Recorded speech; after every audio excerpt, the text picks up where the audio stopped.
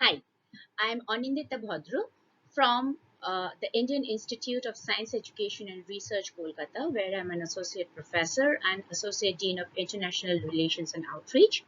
I am here, by the way, as the immediate past co-chair of the Global Young Academy. So I am a behavioral biologist talking at a chemistry conference on the UN Sustainable Goals. I will be talking to you about being a voice to young scientists, the GYA perspective. By now, we are all well aware of the UN Sustainable Development Goals, which were adopted on 1st January 2016 by the United Nations. These are 17 goals which were envisaged to transform our world by 2030. However, by 2019, we started realizing that the progress has been rather slow, and the pandemic was a major setback towards the attainment of the goals.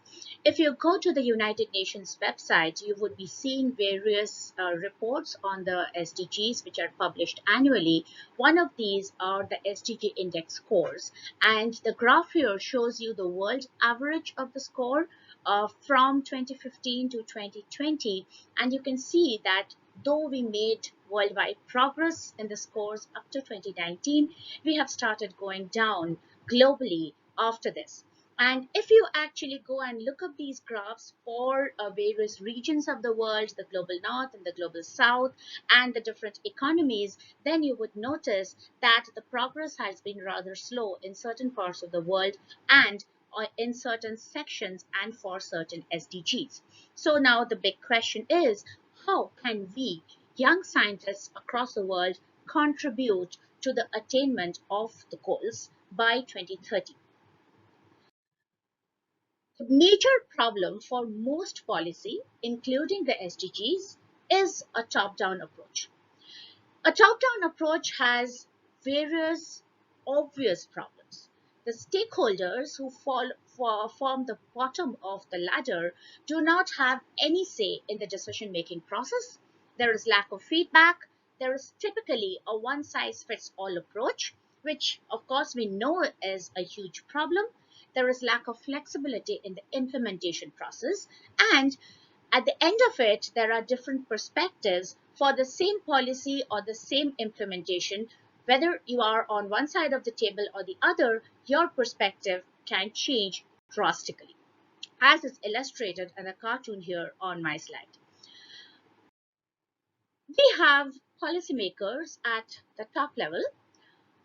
They are typically the politicians and the bureaucrats who are interacting with each other, and the bureaucrats are usually given the task of implementation of the policies and even designing the policies at most levels. They work through various institutions, and the institutions eventually implement policy, and the receivers or the people who eventually face the brunt of these policies are the stakeholders. If you look at the academic scene, it could be researchers or teachers like us, or students, and then members of the public. So this is, of course, the face of the problem. And we understand, I think all of us understand and agree that a better approach requires communication between the different parties and the stakeholders and the policymakers and people who are designing the policies, people who are implementing the policies. There should be feedback from stakeholders to the implementers to the policymakers, and there should be provision for flexibility. There are different requirements which have to be varied depending on who are the stakeholders. And in all of this, inclusiveness and diversity should play a very important role, which is often forgotten at many of the levels of policy making and implementation. We at the Global Young Academy consider ourselves a truly global organization. We are a body of young researchers or scientists we use the term researcher or scientist quite interchangeably.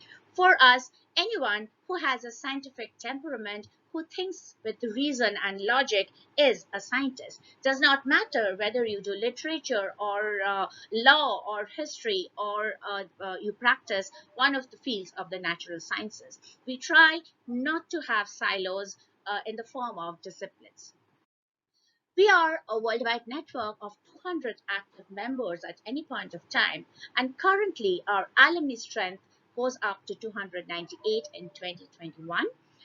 We are represented in 86 different countries in 6 different continents, as you can see in the cartoon here. The numbers in the cartoon depict the numbers of members and alumni up to 2020.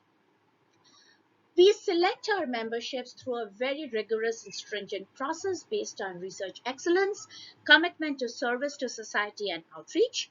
Our median age is 40 and we have a membership period of 5 years. So we have 5 years to give back to society, to engage, and to have our voices heard. Of course, we can choose to continue contributing as alumni. We believe that the GYA is your best bet on the global scientific leadership in the 5 to 15 years from any point of time. The GYA has a very, very important vision. We would like to give voice to young scientists around the world. And we have a mission which is rather ambitious. We would like to empower outstanding early to mid-career scientists and scholars to lead international, interdisciplinary, and intergenerational dialogue, both with each other and with external stakeholders about whom I'll be talking very soon. We'd like to develop, connect, and mobilize young talent across 6 continents, promote reason and inclusiveness in global decision making, and eventually create a better world. And our mission and our vision drives us in whatever we do. Being a young organization, every 5 years we revisit our vision and mission statements and we try to adjust according to the changing times. We believe in several core principles, one of which is inclusiveness and diversity.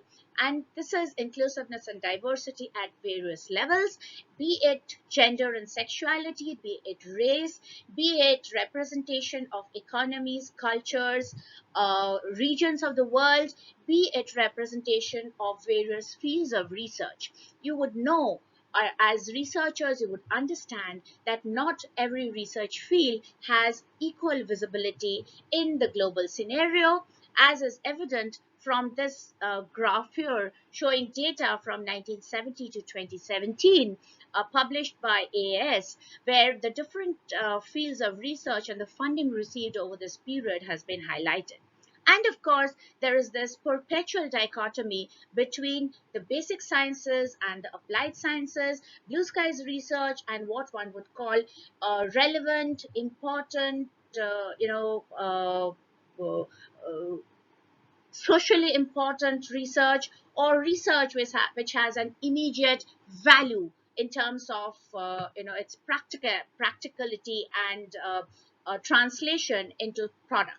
Uh, at the GYA, we consider all forms of research, all fields of research to be equally important. We have several working groups which are focused on inclusiveness and diversity, and an outcome of discussion within the GYA and between our partners was this position statement against discrimination, which was our reaction to the Black Lives Matter movement, in support of the movement, where we highlighted the position of the Global Young Academy as a body, as an organization which is grounded in the principles of inclusiveness and diversity. The GYA is actively engaged with the various activities focused around the SDGs. If you visit our website, there is a dedicated section which highlights our work focused on the SDGs. And here is a shot of that page. And if I were to sum it up, we are currently working on 12 of the 17 SDGs, and there are 21 of our working groups which are actively engaged working on one or more of the SDGs. And we are also engaging with our different global and regional partners. For example, the Inter-Academies Partnership, the International Science Council, World Science Forum, World Economic Forum, the United Nations, WHO, to name a few. We have been using our internal funds to actively fund projects which are focused on the SDGs. Two of these have been highlighted here on my slide. These are our interdisciplinary grants funded in-house. One which was funded in 2016-17, focused on ethics and environmental decision making, and the other was funded in 2017-18, where our members looked at the use of biochar for food security. These are only two examples of our many projects which have been focused on one or more SDGs. In 2020, we had our first EAGM. All our annual general meetings are traditionally held in person, but because of the pandemic, we had to take a quick decision to convert our AGM into an e-meeting. And the 2020 AGM, an international conference for young scientists, had the theme Heal the World. It was focused on the SDGs. We had panels looking at diminishing resources and environmental sustainability, COVID-19 and global health, higher education and research, communication at large with the public, with students, with young people, open science. And the outcome of this meeting, where a large number of our members and alumni participated actively over a period of 2 weeks. We had speakers who are globally eminent people in their own fields, and many young scientists participate in this virtual meeting. And eventually we published this conference statement, which is available on our website, where we discussed how young people like us could contribute to and collaborate to meet up the United Nations Sustainable Development Goals. I mentioned that we have a wider network of partners, and one of our major strengths in partnership are the National Young Academies or similar organizations. The GYA actively supports the founding of NYAs and has been involved in the process of founding of several NYAs across the world. The NYAs are a worldwide network of young people who are interested in changing the world. And through our NYA partners, we can have more diversity of voices, we can amplify the voices of young researchers globally, and we can have more young researchers engaging in dialogue with our partner organizations, which are already very global bodies, where various young people's voices can be brought up and perspectives of the young researchers from diverse fields of research and different regions can be put forth to the policymakers through the GYA. The GYA has been publishing a large number of position statements on various SDGs, for example, on conservation of biodiversity, creating a world which is friendly for all ages. We have been writing about young scientists' position during the COVID-19 pandemic, on the way the pandemic has been affecting the women in science, so on and so forth. And I urge all of you to visit our website and read up these statements, share these statements, and engage in discussion with us.